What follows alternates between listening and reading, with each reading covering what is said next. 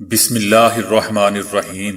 السلام علیکم دوستو، دنیا بھر کی خبروں میں آج آپ سنیں گے، لیکن اس سے پہلے اگر ہو سکے تو لائک، سبسکرائب اور بیل آئیکن کا بٹن ضرور دبا لیں، شکریہ۔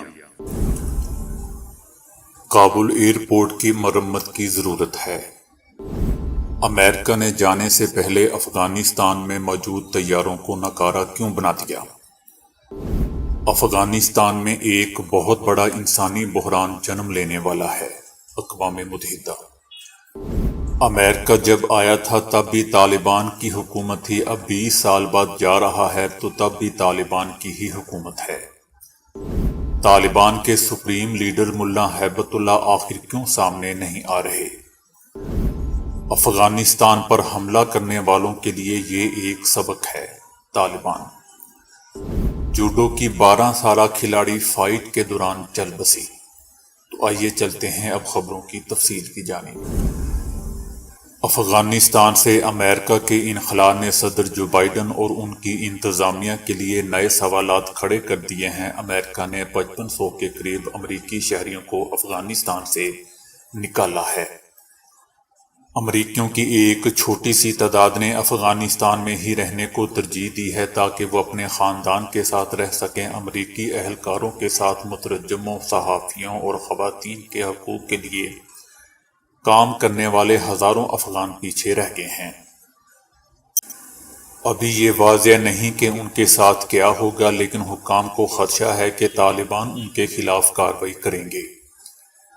امریکہ، برطانیہ اور دیگر ممالک کی جانب سے جاری ہونے والے مشترکہ بیان میں طالبان سے اپیل کی گئی ہے کہ جن غیر ملکیوں اور افغان شہریوں کے پاس سفر کی دستاویزات ہیں، انہیں کسی دوسرے ملک سے سفر کی اجازت دیں۔ امریکیوں کے انخلاء کے بعد کابل ایئرپورٹ کا کیا ہوگا؟ ترکی نے کہا ہے کہ عام شہریوں کے لیے پروازیں چلانے سے پہلے کابل ایئرپورٹ کی مرمت کی ضرورت ہے۔ ترکی گزشتہ 6 برس سے کابل ایئرپورٹ کی سیکیورٹی سنبھال رہا ہے۔ ایئرپورٹ کو کھلا رکھنا نہ صرف افغانستان کے لیے اہم ہے بلکہ امدادی سامان اور دیگر آپریشنز کے لیے بھی ضروری ہے۔ امریکہ نے کہا ہے کہ وہ اپنے سفارتکاروں کو افغانستان میں نہیں چھوڑے گا اور مستقبل میں کیا حکمت عملی ہوگی یہ طالبان کے طرز عمل پر منحصر ہوگا۔ برطانیہ اور کچھ دیگر ممالک نے کہا ہے کہ کسی کو بھی طالبان کی حکومت کو تسلیم نہیں کرنا چاہیے۔ امریکی آرمی نے افغانستان چھوڑنے سے پہلے وہاں موجود امریکی طیاروں، مسلح گاڑیوں اور دیگر فوجی آلات کو ناکارہ بنا دیا ہے۔ کابل ایئرپورٹ سے آخری امریکی طیارہ فوجیوں کو لے کر امریکہ کے لیے ہمیشہ کے لیے روانہ ہو چکا ہے، جس کے بعد کابل ایئرپورٹ کا کنٹرول بھی طالبان نے سنبھال لیا ہے۔ تاہم جانے سے پہلے امریکی آرمی نے اپنے زیر استعمال رہنے والی فوجی طیاروں، گاڑیوں اور دیگر فوجی ساز و سامان کو مکمل ناکارہ بنا دیا ہے۔ امریکی کمانڈر جنرل مکینزی کے مطابق کابل چھوڑنے سے پہلے امریکی آرمی نے تقریباً 73 کے قریب طیارے اور 70 مسلح گاڑیوں کو ناکارہ بنایا ہے، جس کے بعد اب ان طیاروں کو نہ کبھی اڑایا جا سکے گا اور نہ ہی ان گاڑیوں کو کبھی استعمال کیا جا سکتا ہے۔ امریکی کمانڈر کا کہنا تھا کہ کابل ایئرپورٹ پر موجود راکٹ حملوں سے بچنے کے لیے موجود دفاعی نظام کو بھی مکمل ناکارہ کر دیا گیا ہے۔ اس نظام کو ختم کرنے میں وقت درکار تھا، لہذا اس کو ناکارہ کر دیا گیا ہے تاکہ کوئی استعمال نہ کر سکے۔ امریکی آرمی نے راکٹوں اور مارٹر گولوں سے بچنے کے لیے دفاعی نظام سی ریم بھی کابل ایئرپورٹ پر نصب کر رکھا تھا۔ اس نظام کے باعث کابل ایئرپورٹ پر داغے جانے والے 5 راکٹ حملوں کو ناکام بنا دیا گیا تھا۔ جنرل مکینزی نے کہا کہ ہم نے اس نظام کو آخری پرواز بھرنے تک فعال رکھا۔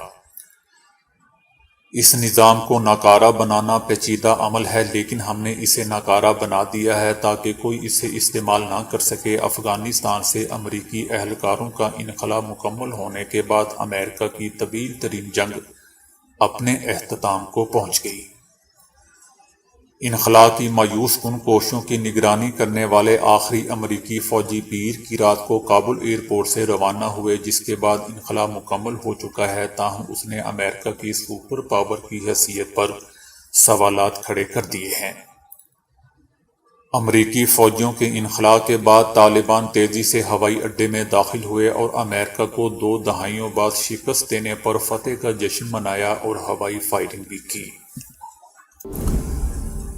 اقوام متحدہ کا کہنا ہے کہ کابل جیسے ہی لوگوں کے انخلاء کا عمل آئندہ کچھ دنوں میں ختم ہو جائے گا، افغانستان اور اس کے 3 کروڑ 90 لاکھ افراد کے لیے بڑے پیمانے پر بحران کا آغاز ہوگا۔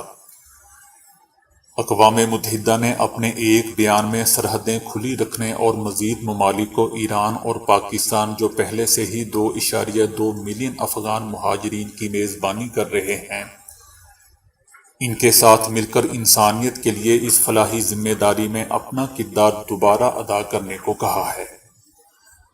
اقوام متحدہ کا کہنا ہے کہ یہ المیہ جو ظاہر ہوا ہے بعد میں نہیں دیکھا جا سکے گا، تاہم کروڑوں افغان شہریوں کو روزانہ کی بنیاد پر اس کا سامنا کرنا ہوگا۔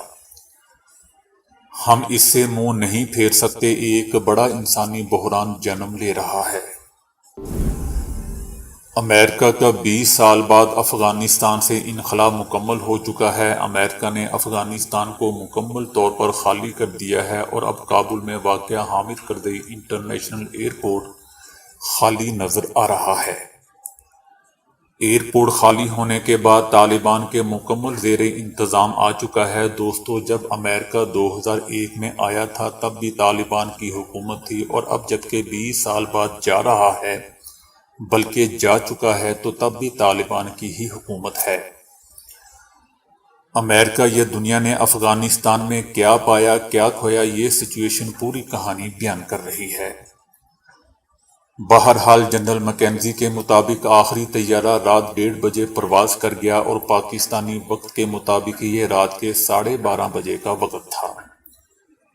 گزشتہ 20 سال امریکی اور اتحادی آرمی افغانستان میں موجود تھی اور پورے مشن میں 2000 امریکی فوجی بلکہ لاتعداد افغان طالبان اور لاکھوں عام بے گناہ شہری بھی اس میں اپنی جان سے ہاتھ دھو بیٹھے۔ اس پورے مشن پر $2 ٹریلین خرچ ہوئے ہیں۔ اب افغان سرزمین پر کوئی امریکی یا غیر ملکی فوجی موجود نہیں ہے، کوئی امریکی سفارتکار بھی افغانستان میں موجود نہیں ہے۔ اس کی وجہ دوستو یہ ہے کہ امریکی فوجی کارروائی خاتمے کے ساتھ ہی امریکہ نے کابل میں سفارتی امور بھی بند کر دیے ہیں۔ امریکی جنرل کے مطابق بعض امریکی باشندے لاکھ کوششوں کے باوجود بھی طیارے میں سوار نہ ہو سکے۔ جنرل مکینزی نے کہا کہ ہم نے ان کا بہت انتظار کیا لیکن وہ نہ پہنچ سکے۔ آخر پرواز کہاں روانہ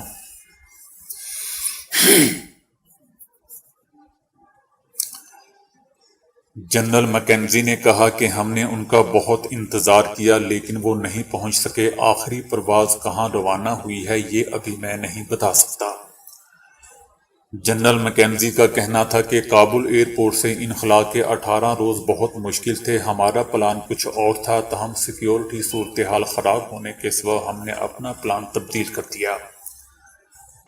ان کا کہنا تھا کہ طالبان پر ہم نے واضح کر دیا تھا کہ دی گئی ڈیڈ لائن پر ہم اپنا اور اتحادی افواج کا انخلاء مکمل کر لیں گے اور اس دوران مداخلت برداشت نہیں کریں گے، تاہم طالبان نے انخلاء میں ہمارے ساتھ پورا تعاون کیا۔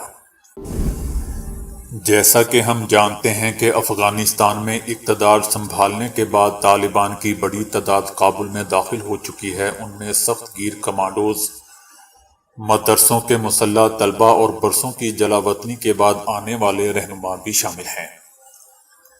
ان سب میں اہم استثنائی مثال طالبان کے سپریم لیڈر ہیبت اللہ کی ہے، جن کے بارے میں طالبان نے کہا ہے کہ وہ جلد ہی منظر عام پر آ سکتے ہیں۔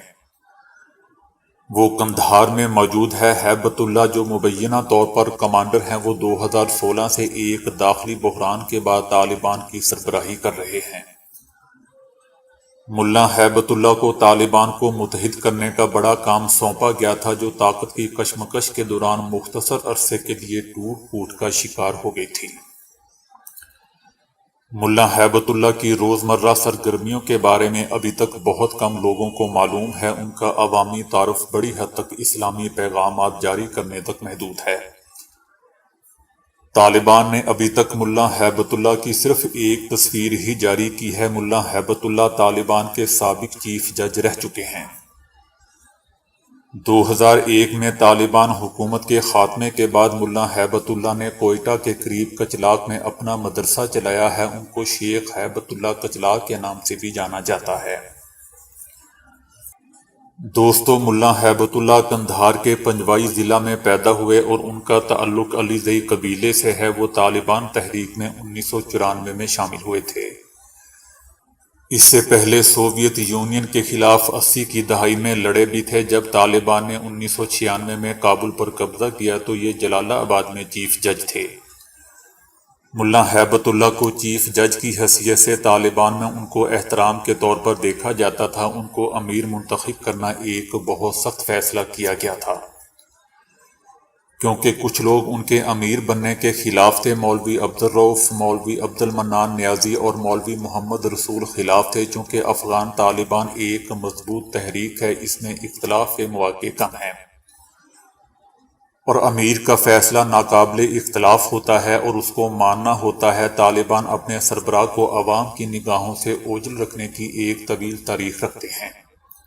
تحریک طالبان کے بانی ملا عمر اپنی تنہائی پسندی کی وجہ سے مشہور تھے اور 1990 کی دہائی میں طالبان کے اقتدار کے دوران شاذ و نادر ہی وہ لوگوں کے سامنے آتے تھے۔